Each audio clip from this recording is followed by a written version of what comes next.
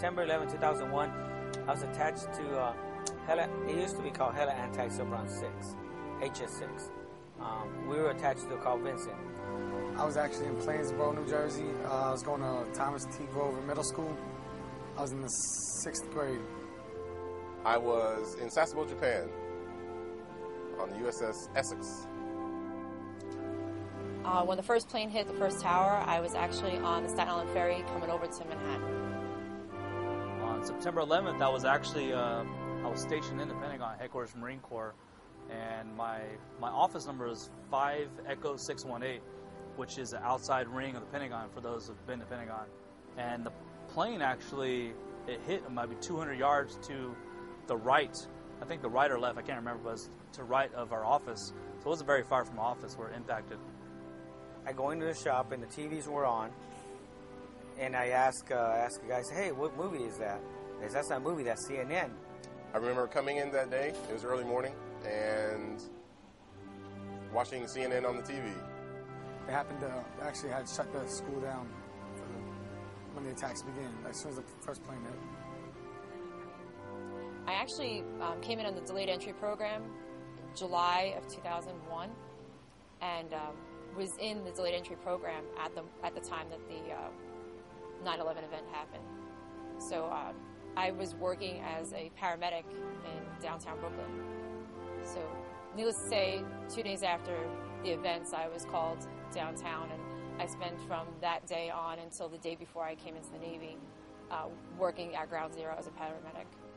There's a lot of kids in Jersey that have parents that transit to New York to go to World Trade Center for work, and started picking the kids out of class that they knew had family members in there, in the World Trade Center.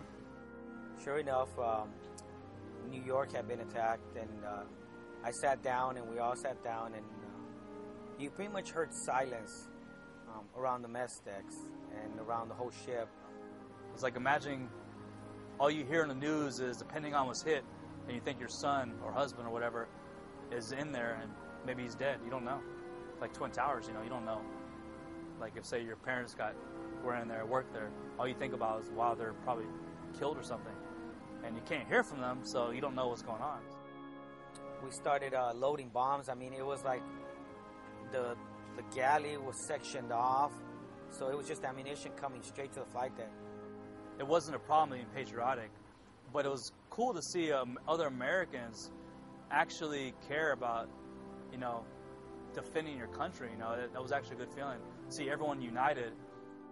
When push comes to shove, people held together, and not just patriotism, but just acts of decency and kindness. As Americans, I think we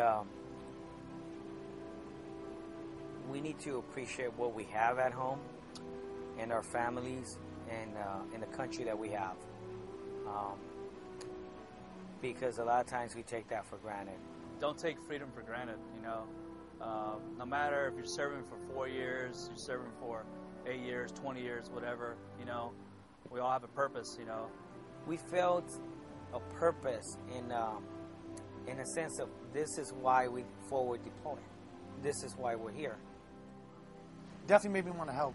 I know that it changed me because I knew it made me care about other people a lot more. You know what I mean? It made me grow up a little bit faster. I just wanted to do what I could to. Every time you hear colors or you hear taps, just pay respects. I know it's one of those things you hear, colors about to go down. You might not want to do it now. When you get older, oh yeah, you want to be proud and tell your grandkids and all that, hey, I served in the military, and I'm a lucky person to be here sometimes.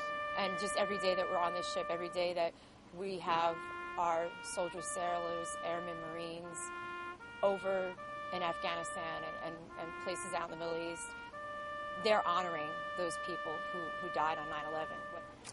I think our nation needs to do more for the families that lost their loved ones. I think that's what our nation needs. So, and whether it's, and I think it's more something that we should never forget.